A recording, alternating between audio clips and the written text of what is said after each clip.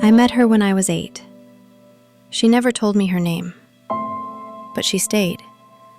I was playing in the garden when I saw her, standing under the old tree. Not frightening, not cold, just there. I waved, and she smiled. From that day, she became my secret. On my first day of school, I was terrified. But when I looked back, she was standing at the gate, watching me. When I cried in class, feeling invisible, she was beside my desk. No one else could see her, but when I needed her most, she was there. The years turned quickly. I blew out candles on birthdays. I ran through fields. I walked through school gates, older each year. And every time, she was there. I grew taller. She stayed the same. When my first love left me, I thought I'd break.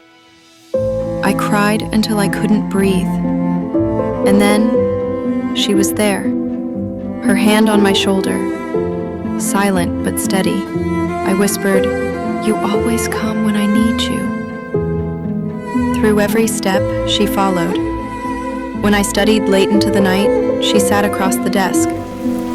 When I walked home in the rain, she held an umbrella that cast no shadow. When I graduated, I thought no one saw me in the crowd, but she did.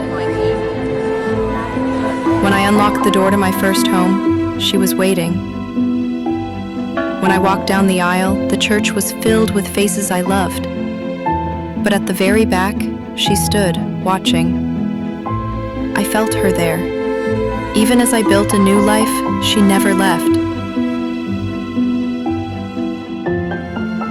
She watched me cradle my first child. She stood in the garden while my children played. She lingered in the shadows of the house, always watching. She watched me build a home. She watched love fill it. But love doesn't last forever. When I lost him, the house felt colder than it ever had before. I sat alone in the dark, a candle burning, and she came. For the first time, she looked sorrowful too. When I thought I couldn't go on, she reminded me I was not alone. I grew old. The years wore lines into my skin, but she never changed. Through the window, I saw her, the same girl who had stood under the tree when I was 8, still waiting, still watching. And then came the day I could no longer rise from my bed. My family gathered around me, but I looked past them. She was there. For the first time, she stepped forward, closer, hand outstretched. I smiled. "You stayed. All this time."